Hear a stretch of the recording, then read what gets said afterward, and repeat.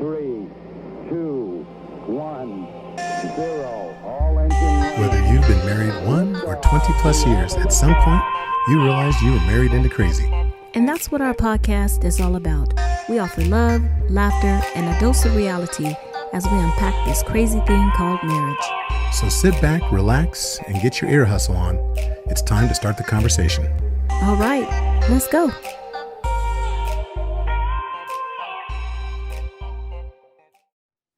Welcome to episode 133 of the Married into Crazy podcast with Snooks and Lovey. I'm Lovey. I'm Snooks. See how she just jumps in? It's like she can't wait for me to shut up. She's just like, boom, I'm Snooks. Because I want to introduce sometimes. Oh, shame. Hey, look, y'all know I'm laughing because how many times have in the last 132 episodes it's been like pulling teeth to get her to say something in the very beginning. And now she says she wants to do the intro. You got the next intro. Are you serious right now? I'm just saying. No.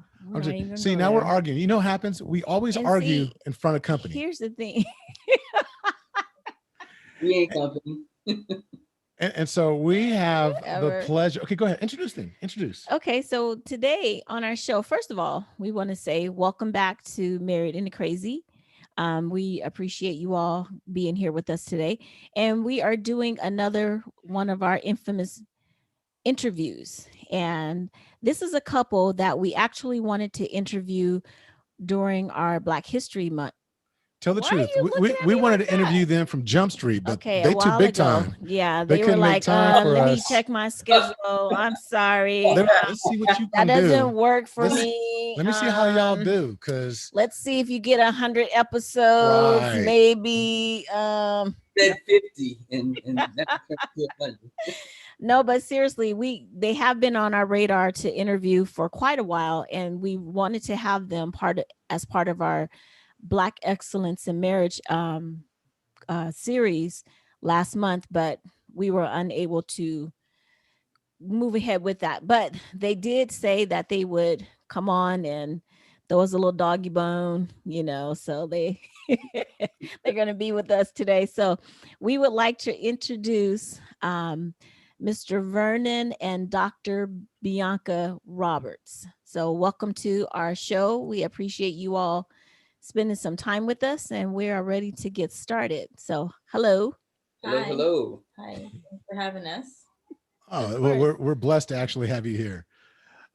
So what we always do when we do a couple spotlight is get your origin story.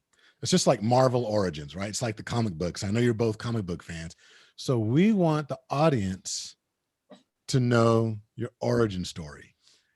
And you're both giggling, so this should be good. Which version is So We want the You want truth. his? You want the truth? I want the truth. So you go ahead, B. Go ahead. Right. Do you remember? I guess. See, when you say origin, do you mean like our relationship, or just kind of like how we met, or what are you looking for? Let's go back to the love origin. Like, where did it all begin as far as the path to you becoming the married couple that you are now? So when you met, that's what he needs. Tell me. So we've known each other for a very, very long time. Our brothers played football together at high school, and our moms did like the booster thing together.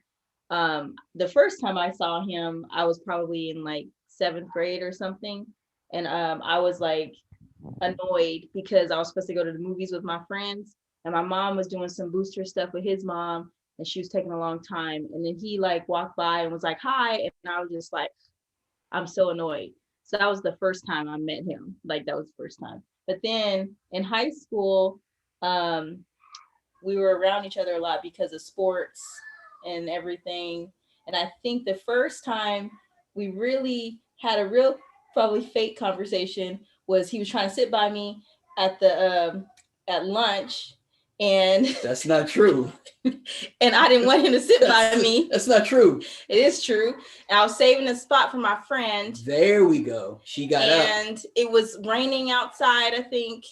And no, it wasn't raining. I don't remember. It was raining. It was raining.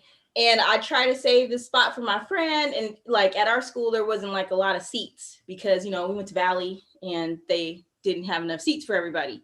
So it was a big deal to have a seat at lunchtime. And I said, oh, my friend's sitting there. And then he looked at me like this, and he took his tray and sat down like that, like all dramatic. I was so upset, and I did not like him. Like, and I was like, how dare he? Like, because usually people would just kind of like get up, because I would like look at them and they would like get up, but he would not move. And I just didn't like him. That was what I remember. Or what she really means is that someone finally stood up to her and she fell in love at that moment. Did not. Well, let's hear that version. There we go. So I remember the 12-year-old thing. She just had an attitude, but whatever. In high school, yes, our brothers, John and Trent, grew up together. They had known each other since like 7th to 8th grade, played ball together. So families had known each other, but we were, I would say, polar opposites in high school. But we were around each other because of, like Bianca said, sports. That particular moment, it was raining. Her friend got up to go back into the line to get the nasty chili cheese fries that they were serving to the kids. And I had already had my stuff. So she said, no, you can't sit here. My friend's sitting here. And I said, well, who? And she points out her friend. I said, well, she's in line. Like, by the time she's done, I'm gonna be up and out of the way. And she said, no, you can't sit here. So me being the sarcastic person that I am, like she said, took my tray, looked her dead in the face, sat down, and proved the point that I was going to eat and be done by the time her friend got back, which her friend, of all people, wasn't worried about it. And she came down and sat down as I was finishing. And I looked at Bianca just like this, and then got up and went on my way. And from that point, she claimed she did not like me. And me being me, felt that energy. So I just pushed the button in the envelope even more. So when football pictures came out, and this is a great story, being who my brother was, he was like the man at Valley at the time. Like, he was the guy. So I saw him handing out football pictures to everybody. So I said, I got to do the same thing. I'm John's little brother. So I'm handing out football pictures to everybody. And I'm thinking, there goes Bianca. Let me write something down real fast. So I write on there, I said, you know it better than I do. Every girl's number one. But I said, I'm every girl's number one is how I ended it. And he put his phone number. I put my phone call number. Me. And So, I was like, and she's like, walked away. No. But hence, no. number one, right? Did not call him. She didn't call that year, but she called. So, but she ended up calling. Who is this guy? But that was kind of the start of it, of the hate relationship that we had. Mm-hmm. And she could not stand me. She stayed away from me. She even tried to hook me up with some of her friends, which was like, why? And then I think we fast forward to my senior year, your junior year. She was going through it with, I guess, high school boyfriend who actually played ball with me. And I was trying to give him advice. Like, hey, don't let your dumb friends have you ruin a good thing, because she's a great person. And he ruined it. And I said, well, somebody may just scoop up and be that guy. I didn't know it was going to be me, but it was me. And I just checked on her, just made sure she was doing okay. And one day walked past her going to practice, and she was in her mom's, you guys remember the Astro van. I know Rana remembers that gray Astro van. She was sitting in the car, and I didn't know what to say to her, but I knew I was going to say something. And as I'm walking by, she gives me this look, and I said, hey, will you marry me? And then she just started laughing. I said, okay, well, joke's on me, but she laughed, so let me walk away. So then I walked away. The next day I saw her. She said, hi. I said, hey, you never answered my question.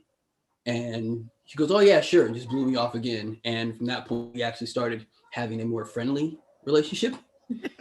See each other in the hallway. Hey, what's up? I said, oh, she smiled. I'm doing good today. And then it turned from highs to hugs. And then started hanging out, going to the movies, and getting the fifth and third degree from Rana and her uncle, Daryl.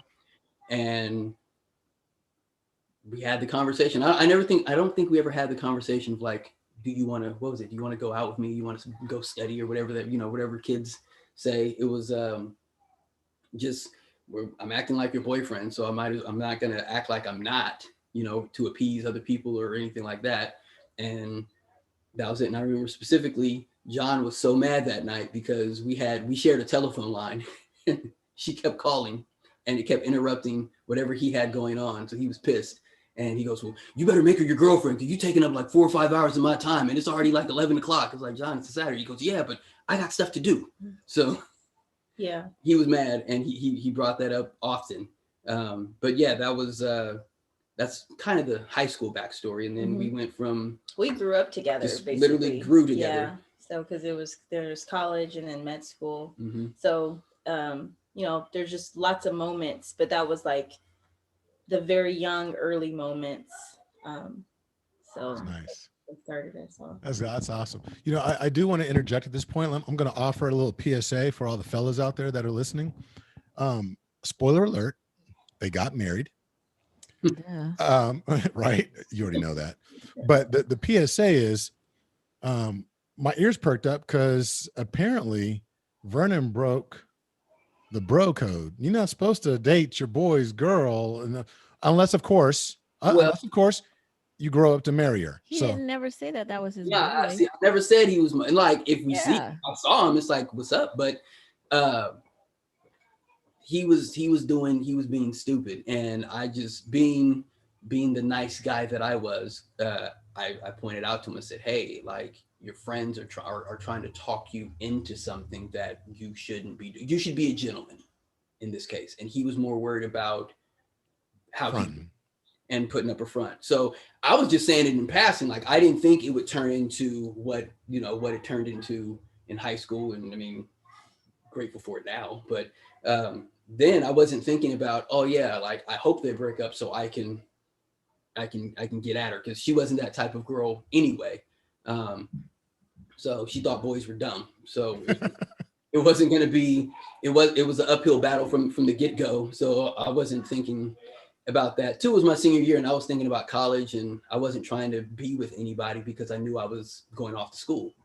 Nice. So that became a big topic between us back then. It's like, well, I'm not going to waste your time just to break up with you come the summer. So if we're going to do this, I want to give a full effort in this. And, you know, no matter what you do or what I do, like, our paths, we're going to take separate routes, but the destination should be the same if that's the goal. And that was key. That was the biggest, I think, one of the bigger conversations we had. And because I mean, we didn't know she was going to be a doctor. And, you know, I knew I wanted to go into business as an 18-year-old, but I didn't know where it would take me.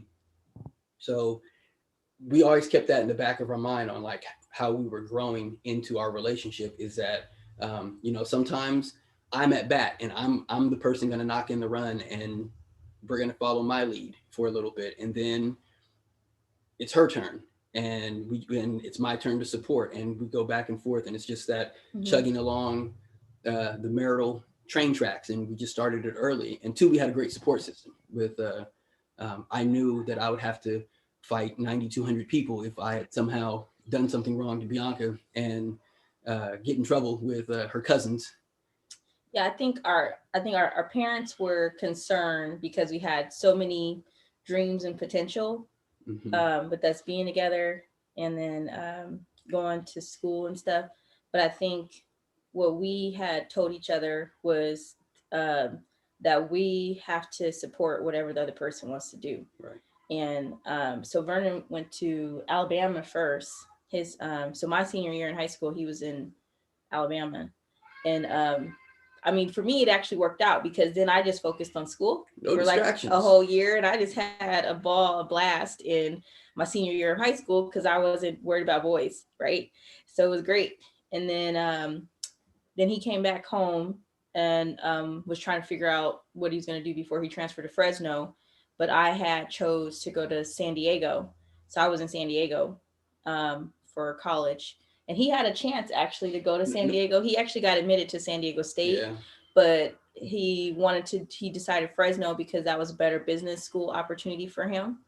And also was less distraction. So we had the chance to go to college in the same city, but chose otherwise. And throughout college, I think the first year there was like, we didn't have like cell phones and stuff. Like I think I had like a little Motorola or something, but you have minutes, so you can like track phone, call people. Track phone. So we wrote letters. We had this like little journal.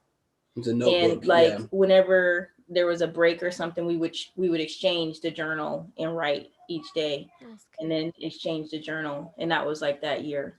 And then after then college, we were able to call each other, because then cell phones, we were able to get cell phones. Yeah. But that's how we did it. And then I mean, it wasn't all easy and perfect, right? Like there was a lot of moments when you kind of feel like, well, am I really a priority? Because you got all this going on, I got all this going on.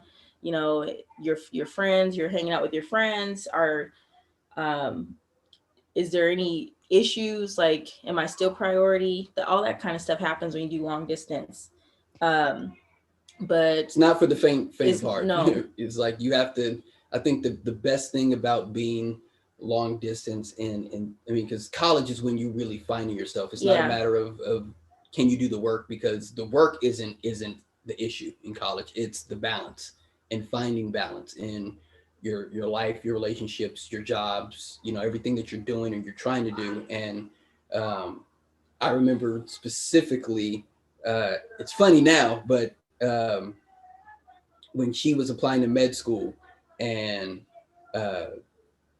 she got into Harvard, and it was Harvard. It's like, oh, ooh, Harvard. And we had this conversation of, well, if I go to Harvard, what are we going to do? And I said, I think we're all moving to Boston. Like, what are you talking about? What are we going to do? And it was like this idea. And that was the conversation when I knew, like, okay, I don't want to not be a part of her life. I don't want to miss those moments. And that was okay, this is it's not puppy love. This is real. Like, this isn't like a stepping stone type of a relationship where you learn from your mistakes. It's like, no, this is it. And I remember calling my mom, and you guys know how close I am with my mom. And I said, Mom, I think we may be moving to Boston. She hung up on me. I said, Mom, it happens. That never happens. And I didn't know if she was mad or whatever. She called me back. She goes, what do you mean Boston? Like the East Coast? I said, I don't know many Bostons, but that's what I know of. But and then I told her, you know, all these schools that Bianca was getting into on the East Coast. And I said, well, I'm not going to allow her to go and me not be there, because I'm going to be there. Like, for the support, I'm going to be there every step of the way. And then she got into UCSF, and I said, oh, whew, thank God I don't have to leave my mama. And it worked out. But that was that defining moment. And when she moved to San Francisco, like, I'm not, like, I like San Francisco, but it's really crowded. But I had it in my mind, okay, I may have to move here. So moving became the priority for me of, okay, wherever she goes, I'm willing to go, or whatever she needs me to do, or whoever she needs me to be in that moment to support. That's what I have to do, because this is the part where you have to prop your significant other up. And if I became the headache, and if I became the problem, then she would have lost focus on trying to fix whatever I had going on versus everything she had going on with med school, because that's hard enough as it is. So recognizing that, it just said, okay, well, I don't really know what I'm doing. You know, I have a job, but I'm not applying my degree to it at this point, because I was fresh out of college. I can get this type of job anywhere. You know, I was working at a bank. It's like I can work for Wells Fargo in Boston or Florida or wherever, and just transfer out, and then I'll figure it out as I go. And that's what we ended up doing. It just so happens that we got back home to Sacramento and could grow our family and all the beautiful things that he's able to do. Now, if I remember correctly, I know you have a question, but if I remember correctly, and I just want to, that's huge. And it's a theme that's been coming up in several of the most successful relationships that we've spoken with. But if I remember correctly, B, you got accepted to like Harvard, Princeton, George Washington. So when you say East, I mean, you're talking about the full gamut East Coast. Yep. Thank God you did not have to go deal with some snow. She was prepared. Yeah. And so were you. That's the thing that I love, is that love supports. Mm-hmm. It's not a competition. It supports. And I love that you're illustrating that. I'm sorry, Snooks, you had a question. Oh, no, I just wanted to know. So, and this kind of came up with another couple too. So you did long distance, and it sounds like for a number of years from after Vernon, you graduated from high school, you went away to Alabama, and then you came back. B, you went to San Diego. Mm-hmm. Vernon, you were in Fresno, and then after your undergrad, Bianca, you went to San Francisco. Mm-hmm. Vernon, you did not move to San Francisco. You stayed. I So stayed in Fresno for like a year, and then once I had no plans in leaving Fresno until I knew where she was going to go. Because I said it makes no sense for me to move 2 and 3 times. And he stayed in Fresno. Yeah, for like 2 years. It was Fresno, San Francisco. We didn't move back here until we were planning our wedding. Yeah, it was 2009. So I was in Fresno for like 3 or 4 years after. So we didn't live in the same city until we were married. So how many years was that you guys you dated long distance? The whole time, basically. We were, so I'll put it this way, we were together 10 years before we got married. Yeah. So tell me how so out of that time, long distance, you're excited when you get to see each other, and it's like, you trying to cram everything in and just spend all this time together. How was the adjustment from having the long distance relationship? How did you all adjust? And what was that like when you finally were like, okay, now we're planning, now we're together, now you're working on your wedding? So what was that like? Yeah, I think the best thing about long distance, especially as we got older and more mature, was the fact that we really became friends. Like we had to talk every day. We had to talk. We all we knew how to do was talk to each other. The first person I would think about if I had an issue was to talk to Vernon, and vice versa. So we could talk about everything. So then when we finally lived together, one of the first things we said was, okay, so it's really important that not even though we live together, we should still date. And it's not like, now we don't have to try to talk to each other or anything anymore. We should still date. Like we like going places. We like going out to dinner. We like going to concerts, movies, and just, staying in, but just being intentional with things, being intentional, showing that person that you like spending time with them, that not like you have to spend time with them. So that was helpful. But I mean, anything that comes up, I mean, it's not like I gotta wait to talk to him about this. This is irritating me, what he's doing. It's like, I don't like when you do that. It's so easy to talk because we've been talking for 10 years. Like that's all we had. There was nothing else, it was just talk. So right now, even to today, like if there's something going on, it will burn you up inside if you don't just say it. Let's just talk about it right now. And sometimes we have to take a step back if somebody's mad about something and be like, okay, I recognize you're upset. So when you're ready to talk, we'll talk about it. But we're going to talk about it. Like it's not just going to be brushed under something. We're going to talk about it. I think one of the biggest adjustments we had too was kind of family interactions with us. So, because no comment. My family is like, oh yeah, everybody just comes over. Don't matter. You don't got to announce yourself. Just show up at the door. You go eat up the whole kitchen. One day, I mean, we had the family reunion was here. My family that came from out of town from Arizona. We had just got this house, and I was like, we were both busy at work. We had Monty was 6 months old. No way. Yeah, Monty was 6 months old. We were tired. You sleep. You got the baby, and then we come home, and our house is full of people. Listen, it looked like ants. It was full of people. And I walked in, and I was like, what is going on here? And people was like all in my pantry, opening up my liquor and talking about, oh, it's good. It's like, who are you? Well, I'm Uncle so-and-so. I said, well, Uncle, your way out of my house because I don't know you. So my family, So I think that was like a hard adjustment, because I'm like, yeah, you just kind of let family, and then his family is opposite. They're like, very close knit, very intimate. It's they're only immediate, like we say, we got cousins, and then he's like, so who's neat, which uncle is that of your, whatever. And I'm like, no, well, that's my cousin's second cousin, aunties, whatever. And he's like, that's not your cousin. I'm like, that is my cousin. So we just had that. That was like, I think that was the hardest adjustment of having people over and finding that compromise of, well, I like to have people over. And he's like, well, I like to know when people are coming over, and I like to not have people run through my pantry. So just having that compromise. Right. And I think that was probably the biggest adjustment. And that took a couple of years to work through. Because even like, for Christmas and Thanksgiving, it's like 50 people. Yeah. Right.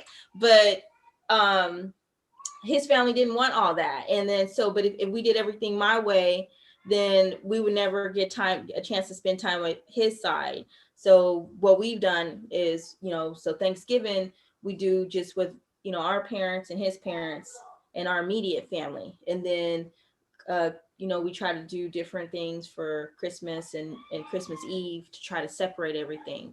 But that arrangement took a couple of years to iron out before it was no longer 8 out of 10 years to figure out. So there were some very passionate arguments.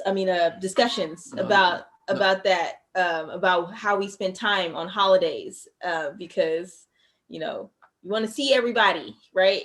That's me. I want to see everybody. He's like, I don't want to see them. So ain't even real cousins. So right, you just want to eat your food. Don't even bring that thing. Then they don't even clean up. All they brought was foil. So right. Some people walking in with Tupperware. Wait. Vernon must be related to Ernest, because I promise you that was Lovey. Lovey was like, and he'd come right in my ear. Who is that? What are they doing? I'm like, would you stop right now? Why are they doing that? He's like, I feel his pain. I went, bruh. But see, the craziness is that her family, they're like, tread lightly, little moccasin. Look, her family. You ever see that TV show Hoarders? Yes. They do that with people. So that's like, wow. Oh, so-and-so used to date so-and-so. That's their ex-boyfriend, ex-girlfriend from back when they was blah, blah, blah. It's their fault. They knew that once you're in the family, you're in the family. There's the mafia, blood for in, sure. blood out. Blood in, blood out. People, you can't get out. Baby hoarding, folks. Look, let me just say this. I started signing my social media as Fam Mafia. Because it's true, blood in, blood out. You can't look. Oh man, that wedding planning and making that list. Oh my goodness, that's not your cousin. They're not even related. Wait, you want to invite whose ex? Like really? Like I got out the big scissors. Big scissors. Yeah. No. Come on. So folks need to know this. Listen, every one of our listeners in the past, you've heard us talk about Married into Crazy. For those of you that have been with us from day one, yeah, go ahead and grab that picture. That have been with us from day one. You remember that the show originally was called the Snooks and Lovey Show. And then it dawned on me, like, why don't we just call it what we always talk about? And he's not looking though. But if you can just put that, this is picture right here. Original member of Married into Crazy. I still got my mug. All the men that were in this picture, with the exception of one, we were just sitting around drinking at one of the family relatives. You've heard the story. No, it was Amy Jerry's renewal of her vows. You guys and I'm looking around. Look, we don't got to get technical, but we're looking around, and I said, everybody in this room married into Crazy. Yep. Hence the adoption of second cousin on the next door neighbor's, closest side, and so-and-so dated whomever back when they were like just getting out of the service and coming back from Vietnam. So that doesn't even make sense, but okay. No, so I feel your pain, bro. We said, Rana. That's what we said. Really? I don't know this person, but they keep showing up to all the family events. So hey, cousin. Then that means they're family. Mm-hmm. Adopted. family. Okay, I'll concede to that. Thank you, because I don't make the distinction. If you're adopted, that means you're part of, right? So I wouldn't say this is my brother and this is my adopted brother. That's my brother. They're both brothers. True that. Thank you. This is true. First of all, let me just give a shout out to your sweatshirt, Hillman College. She made it. She made it. 1980. That was the late 80s. Now she's gonna go deep. Let's just say 88. That's what I remember. That's my era. So, woo woo. Did you have a question? No, I just wanted to say that. So I want to. Okay, so you guys traveled a lot of highways. I want to liven this up a little bit more. So, in driving back and forth to each other, if you could create a billboard for everyone in the world to see that described your marriage, what would that billboard say?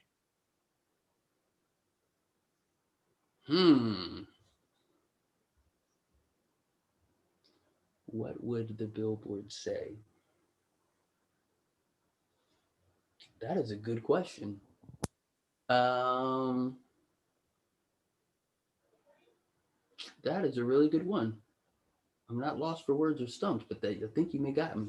I know one comes to mind. We used to always talk about this, and I think it translated from high school all the way to now is we don't argue, we share opinions. And it saves us from that emotional aspect in the argument. Yeah. Is I know she's not emotionally like attacking me or coming at me in any way. She's sharing her valued opinion of said topic. Because I'm opinionated. Very.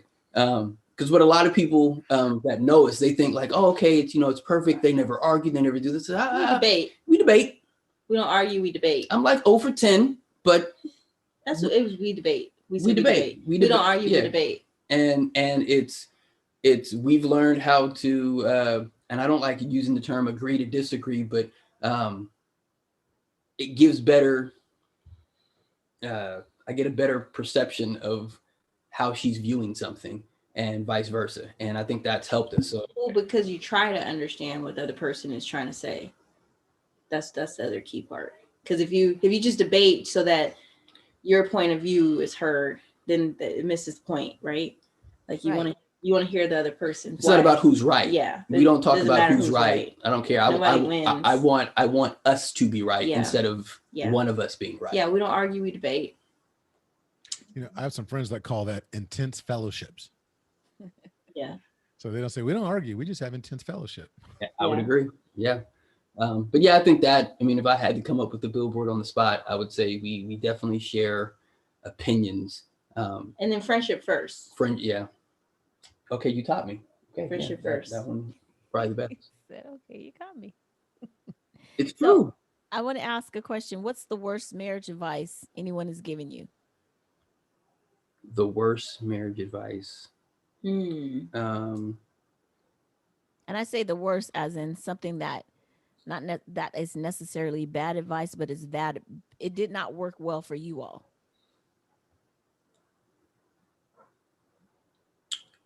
You want to go first or? I think I don't know. I think I try to not listen to people. So I'm trying to think of what someone has said for me to do, and I'm like, you don't know what you're talking about, and that's not. Well, I'll say I don't think it's any. I think don't talk about money. That's one. Oh, that's BS. Yeah. No, we talk. No, well, a lot of people, I think when you have folks in careers, right? I think that it could be hard to have discussions about kind of how much you make or, and where money goes. And I think a lot of married couples, they keep their money separate, and they because they don't want to like argue over money, I guess. But in reality, I think that that's super harmful. So I think that you have to be fully open, and you have to be on the same team when it comes to money. You have to have very open and honest discussions about about everything that you're spending, where you're putting your money, where you're saving, how much you make, where everything goes. It's got to be, you got to have all of that. You got to talk about all of that. You got to be fully honest and open, transparent. Transparent about your money. I think a lot of people do say that they don't want to argue about money, so they just don't talk about it. But that's not the right thing. I mean, maybe it might not apply to, I think particularly like in physician households, there's a lot of like non-discussion about money. That's a great segue. It's a huge thing to not talk about money because you don't want to argue or for example, when you are a female physician, particularly, you could potentially make more than your spouse, right? And for some people, that's hard to deal with, and so they just don't talk about it.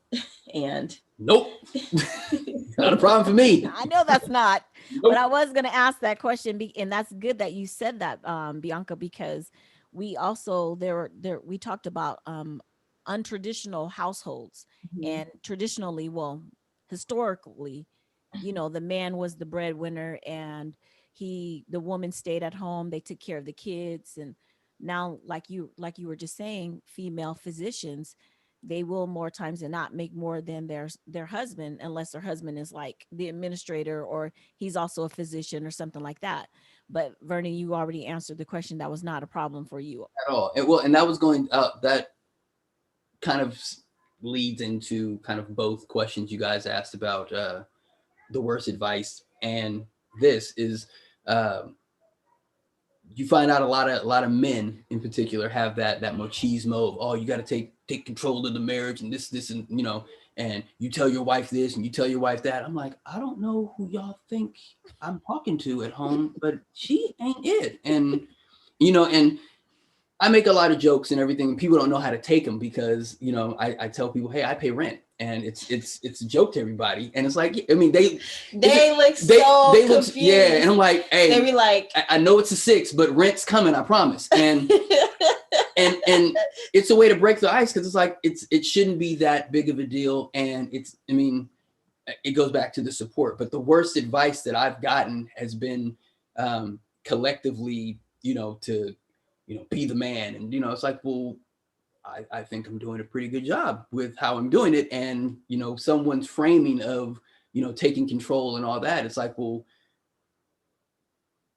I want to empower her the same way I would want to empower my daughter, and say, hey, you can do and be anything that you want to be. And if you don't have a person in your life that's going to support that fully, then I'm a hypocrite. Right.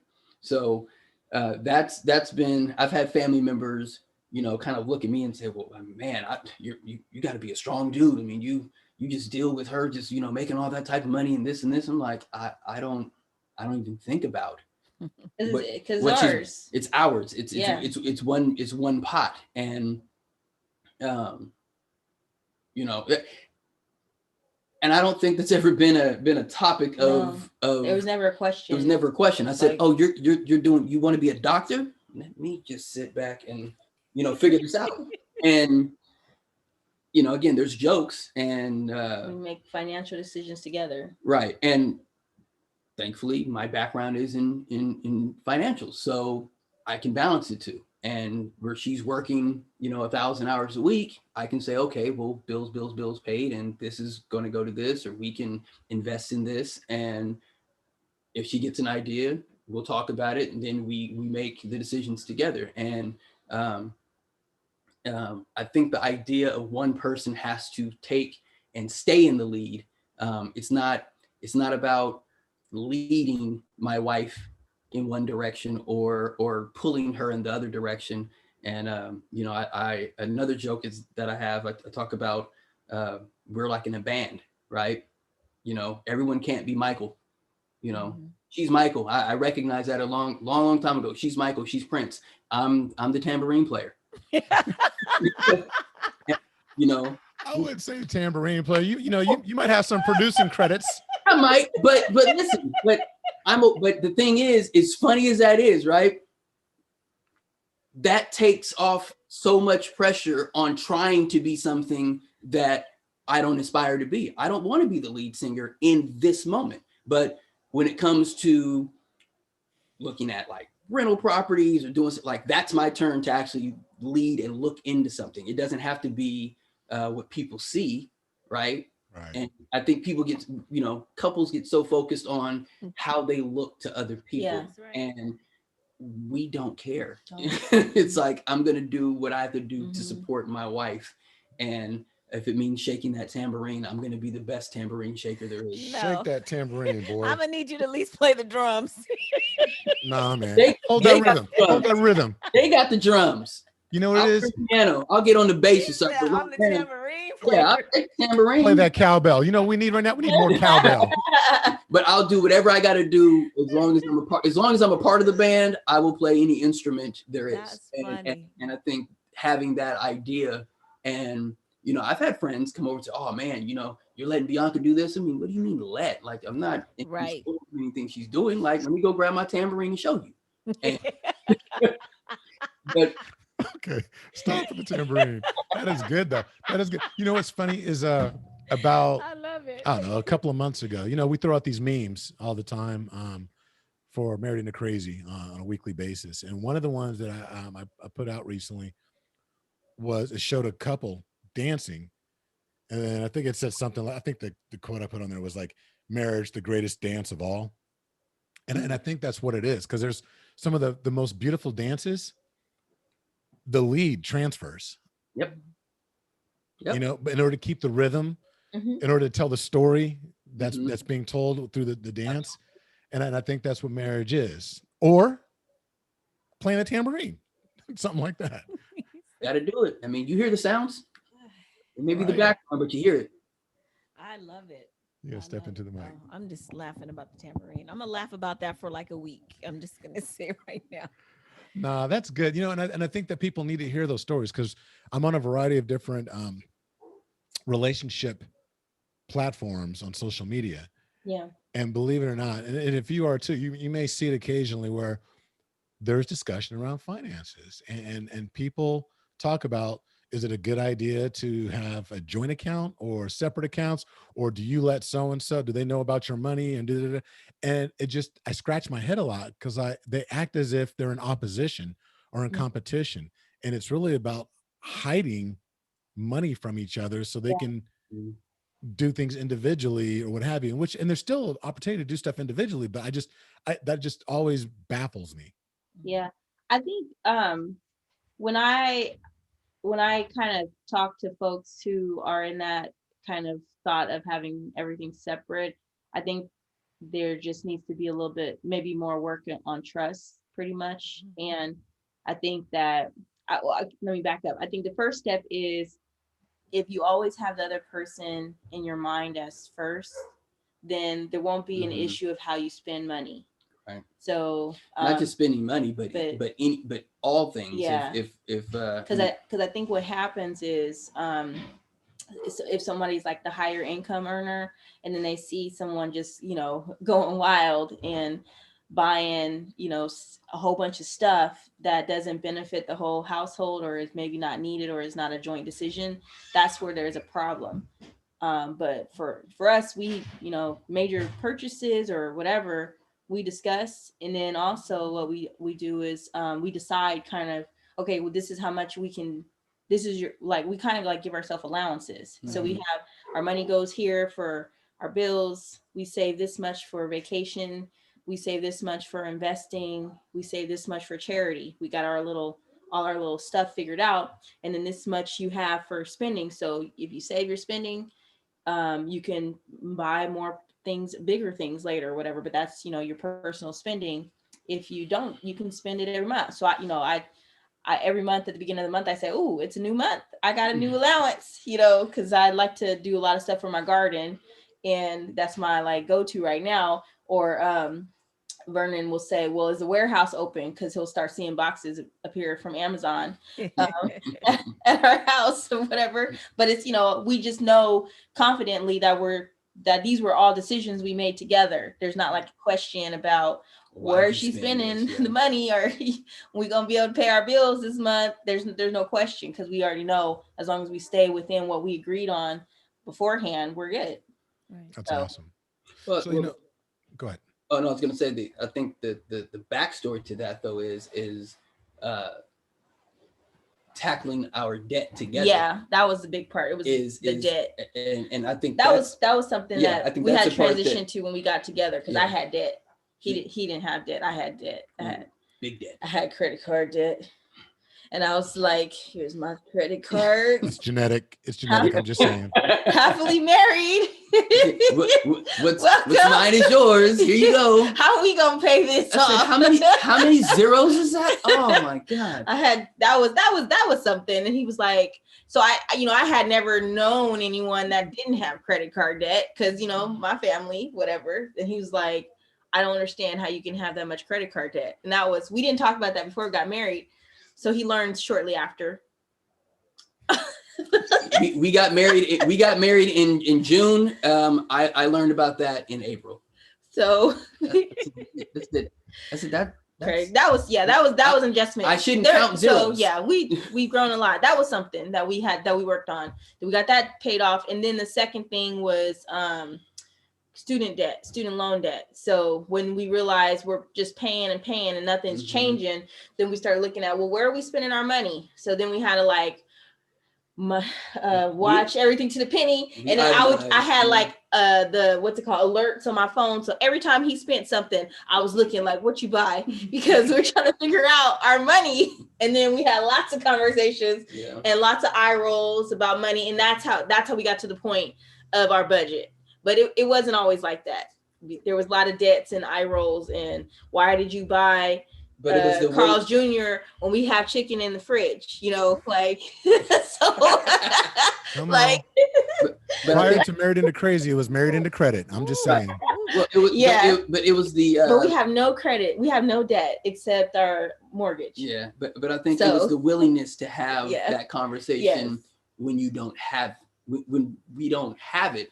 And we're trying to dig our way out of this hole, and you realize, okay, I'm in the foxhole with someone, and I think that's where people can go wrong, that they're not willing to have that conversation, because, oh my God, I have this much debt and I don't want to share it with you because you're going to look at me sideways. It's like, no, I have $50,000 in school debt plus other stuff, and I don't want to pay it for the rest of my life. So let's put together a plan.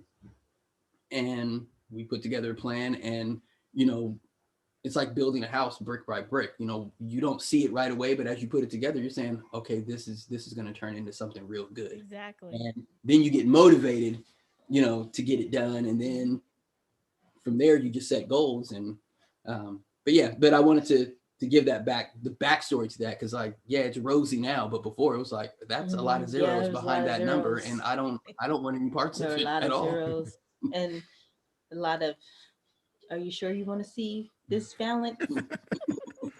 It's something that you said intuitively that I think is absolutely beautiful. So that, you may not know this, but some of our listeners do, that Snooks and I are going through our level 1, level 2 training for the Gottman couples therapy method. And one of the tenets within John Gottman, and John and Julie Gottman are world renowned. They're the foremost, the gurus, the foremost relationship experts in the world.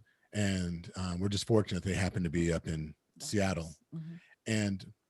But the one thing that they really teach is the sound, is what they call the sound relationship house. And that sound relationship house, the two pillars that the house is built on, there's 7 tenets within, but the 2 pillars that support the house are trust and commitment. Mm-hmm. Those are the 2 that hold them up. And you've just intuitively talked about how, when we're talking about finances, making decisions, everything, from having, very opinionated discussions, the 2 things that you've talked about, but didn't really necessarily, you did call them out. You talked about trust, but there's that commitment. It's that trust in each other and that commitment to being there for each other. Mm-hmm. And I think those are pillars that, as long as most relationships are built on that, anything can be withstood. It's like the 3 little pigs, right? You're talking about building your house brick by brick. It's building that house of brick, not of wood or of straw. Mm-hmm. Right. So commend you. That's amazing work that you're putting in. So I don't, we appreciate you guys and the time that you're putting in. We're not going to keep you all day long.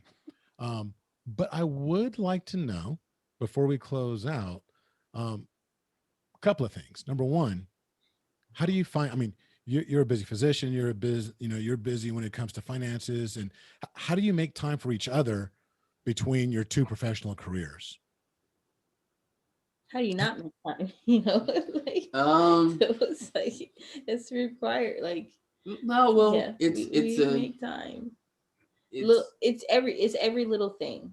Like yeah. So, I mean, when I worked out in Natomas, well, okay, so there's different things because Yeah. when you say that, some people say, you know, well, date night. You know, we have two younger kids. I mean, Jay is 9 this year, but you know, and they want to do things with us, you know, so that takes up time. But it's like she was saying, when she worked out in Natomas and I worked downtown, we would plan to go to lunch. And that was our moment to have whatever conversation we wanted to have, minus the kids chirping and chiming in. And then, you know, through the pandemic, we've learned, okay, well, we're getting into like these Marvel shows, The Mandalorian, and all these other different Netflix movies. And it turned into, I mean, and it took me back to like childhood, because we look forward to having like a family movie night on Fridays. Like that's the end of the week. mm-hmm. Even if the kids are upstairs doing whatever, we're going to sit down and watch something together for 2 hours. And you cannot watch the next episode without the person. That will be a fight. There's no arguments. So there's lots of series of things that are on hold because the other person hasn't been available yet, but you dare not watch it because that's sacred. Yeah, you cannot talk about that. you cannot move forward. Do not pass go. But like you can't. And I think Bianca does a really good job in scheduling vacations, and we'll do like we're big on Disneyland, right? So we would say, okay, if we're gonna go to Disneyland twice, we're gonna go one with the kids, and then we'll do one without the kids. Yes. And she's her own self-proclaimed. It's Disney adulting, right? So we'll go down and have all the fun in the world with the kids, and then later in the year, we figured out where the kids are going to be for that weekend, and then we'll just go and just have a blast. And we like taking car rides. So on the drive down, we'll talk, and it pulls us back into one of our foundations that we talk about everything. We'll talk about current events. We'll talk about what's going on with her job. We'll talk about things going on with my job, and catch each other up if there's missing pieces. And it just allows us to have us time. Yeah. And it's not forced. It's not she wants to do it. It's we both want to have that moment with each other, and we look forward to it. So if we have something planned in July, we're going to bust our tails to get to that moment. And then we have that alone time to where we can just talk. And I think from a, physician point of view, especially primary care, like work is always there. So like right now I've got hours of work, that I have to do. And the reality is you have to turn it off. And it's like, you're never going to be done taking care of patients. You always have more work. It's really up to you to figure out how to turn it off. So, I try to do the work when everyone's sleeping. So I get up really, really, really early in the morning and try to crank through like every day. I'll try to get up at like 4 and try to work through stuff from like 4 to 7. So I get 3 hours of that time before my other family members are up so that I can work on that stuff that I need to do. And that allows me when I get home to be with my family and to help them with their schoolwork or music stuff, cook dinner, talk to them about their day. And then also we try to get the kids on a bedtime so that we have time to talk after the kids are in bed, because otherwise we would never get to talk. So that's what we do. It's really required. And otherwise my job would just kind of take over me. And that's what it was doing for a long time. And one of the reasons I moved my practice so that I could be closer to home, so that I could have that ability. But you have to make time if you have a career that never turns off. Like I don't like clock in or clock out. I always work. So you have to make time. You have to say no. I've learned to say no a lot too. Like, my job would put meetings all over the place. I start declining a lot of those meetings. Like, no, I'm not. And then Well, I think the other we part talked is about it, you so, can't take it for granted, right? just You no. can't look and say, Yeah. oh, well, we'll have time Nope. to go. We'll have time to, we can skip this Friday. We don't have to watch this. We can It's do mandatory. it. We can watch it next weekend, or and I think it's I think Kobe said it, but you see it in the meme where he says the biggest mistake we make is to think we have more time, and that hits home, for a lot of reasons, but seeing that, especially, with Kobe passing in the year we had last year, and like, our most current events with, losing my brother, like that made me think, hey, you take advantage of every single moment that you've planned for, and the work is always going to be there, like you're saying. Yeah. And that's something that Work will always be there. that I've learned with my job, because I get busy. I have busy seasons, working with the state, and I've had to tell my bosses, like, hey, the work's going to be there whether I'm here or not, like, and it's going to get done eventually whether I'm here or not. So I'm going to take advantage of the time afforded to me to spend time with my loved ones and to make time, and I think that's where people go left with a lot of stuff. They're thinking that they have more time than they do, and you just don't take it for granted ever. There's always that one last conversation or that one last movie to watch, and you don't ever want to regret those things. And we've made it a priority early on, thankfully, that we enjoy spending time with each other, and we're not afraid to say that to anybody. Like, she's my best friend, and I want to spend time with her, and I want her to want to spend time with me. We work out together. That was going to be another thing. Early in the morning, she's not the only one getting up at the crack of dawn. It's me too. We work out. And we work out. Together. And we'll either blast some music and work out together and have a good time working out, or she'll catch up on our conversations while the kids are still asleep, or if there's something that needs to be done that day, we figure out who has the time to do it. And so I mean, it's truly a partnership in that regard, and we like partnering with each other, I guess is the best way to put it. Or she's stuck with me. That's great. I love that too.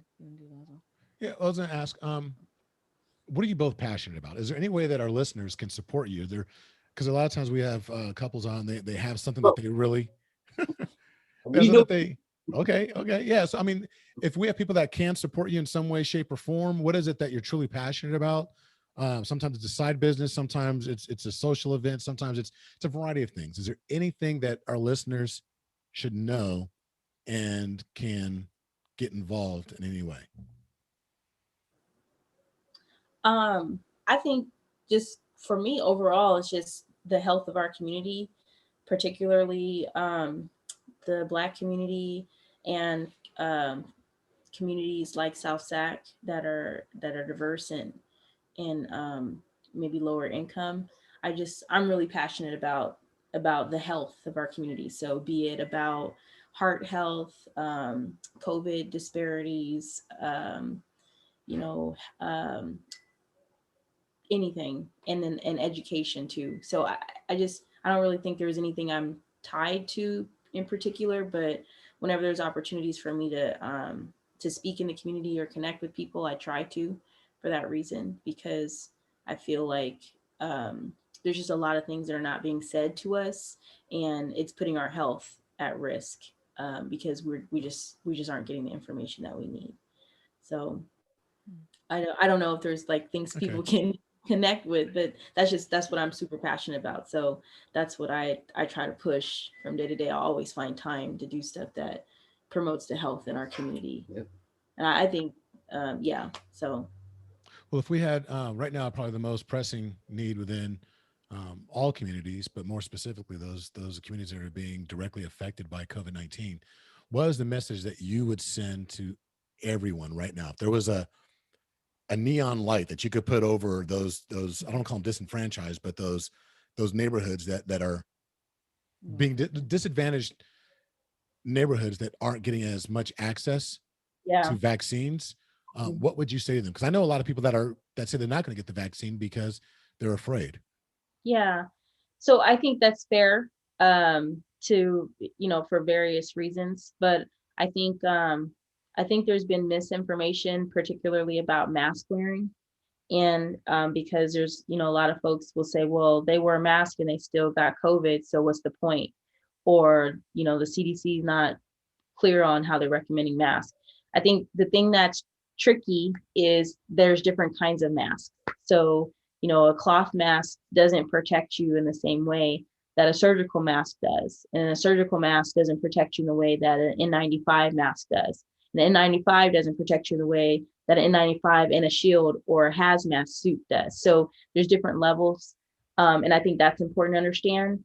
So my recommendation for the community is to try to wear a surgical grade mask as much as possible, to try to stay in open spaces as much as possible when you're with friends or family, and to wash your hands. Those are like the things that do work. So regardless of if you're getting the vaccine or not, those are things that are important to know, to do to try to protect your loved ones. So I do promote mask wearing, but specifically surgical masks at least. Okay. So one thing I would like to, I'm just going to put this out there. Eventually, I'm not sure when exactly, but we are going to be doing another series. We like our series, and it's going to be a health series. So we will be inviting you back to address certain things for men and women's health. Just couple things, not necessarily couple things, but things that you see as a primary. You're a primary. Okay. Yep. Yeah. So primary provider, how couples can be healthy together. Yeah. So we will be extending that invitation to you. Yeah. I don't know when, but it will be coming. So That's right. let's put that out there. So much talked about, and much work needed to be done on our Him and Her health series. Yes. So, Yes, so key. All of the cancer screenings, all the preventative health, all that stuff. You can't do that by yourself. It really is your partner has to support you. Like so Hey, save that for our health series. you're super important. So I'll be glad. Yeah, I'll be glad. Okay, nice. good. Well, So got one more question. Oh, okay. So this is now we know Married into Crazy. Crazy stands for compassionate, real, accountable, zealous, and yielding. So of those 5 tenets in Married in MIC, which is the hardest for you and which is the easiest? 2 questions for you to do. So both of you answer what the hardest is, and then you both answer what the easiest is. Out of compassionate, real, accountable, zealous, and yielding.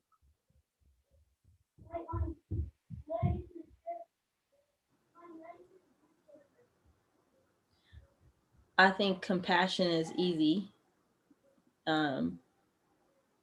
Yeah, that's easy because it's easy to try to care about what how someone feels. I think yielding is probably hardest for me because then, that's where you have to come to the point where you're not only understanding where someone feels, but also trying to find that balance, to come to a common ground. So it's those are kind of, I would say. Those are yours. Mm-hmm. Okay.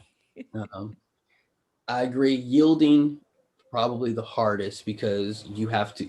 Yielding and accountability kind of go hand in hand to me because That's hard. it's hard because accountability is when you hold yourself accountable for a decision or something you said or did, and in doing so, you're going to have to yield and realize where you made the mistake. Well, not you, but where I made the mistake, or So I think of those two, but yielding more so than accountability. I think the easiest part for me is you said the R was real, right? Right. It's real because real to me means, I mean, I'm a very logical person, and I always think to myself, if I can strip the emotion out of things, I can see it for what it really is. And so regardless of what's said or how it's said, the moment I take my emotion out of it, then it becomes a little bit clearer, and then I can navigate how I need to navigate. And that's in all things, but it's also helped me with learning to be more compassionate and accountable, and all those other things that she's needed me to be. So yeah, those would be my two. Very cool. Very cool. Well, the Roberts, we are very thankful for each and Every one of us. you, each and every one of you. Right. We're thankful for both of you making yourself available, because we know you're extremely busy. I know that Dr. Roberts has been setting up clinics throughout Sacramento to help neighborhoods. And I just know you guys are hard to actually get on the calendar. But we're going to close out the way that we always do. And that's with our I Can for couples. And that is our useful tool where we help everybody remember the little things matter. These are I Can affirmations. There's 40 of them in the can. And so we pull one for each person in the relationship. You go ahead and read yours first, and then I'll read mine. And this is what we're stuck to. We're going to stick to. Not stuck. We're going to stick to this week. Really? You're stuck doing it? Okay. For the ladies, I can give a long, warm embrace. So we will focus on that this week. Awesome. Nice. Okay. And for the fellas, it's I can be more patient with my partner. All right. I will be letting everyone in podcast land know how Lovey did with that. I'll text y'all. Yeah, hey, look, we'll make sure they're accountable. And yeah, no, I think we'll be okay. I can do that every other day. Every other day. Yeah. Wow. Okay. nice. Well, perfect. Hey, we want to thank you guys for making time. And for all of you that are listening on YouTube, it's going to finish off right now. But for those of you that are listening audibly on all the different channels, whatever they may be, whether it's Apple, Ghana over in India, or Spotify, wherever you're listening, you all know that right now, until further notice, we've been doing this for like the past year. At the next 8 minutes and 46 seconds, we'll be silent. And the number is significant. And this is our opportunity not to call out specific names, because someone is always forgotten. It's about remembering those individuals whose names should be remembered in your community, but also for you to have a moment of silence to think about how you can be a better citizen, a better brother, a better sister, a better spouse, and be that individual that your community needs.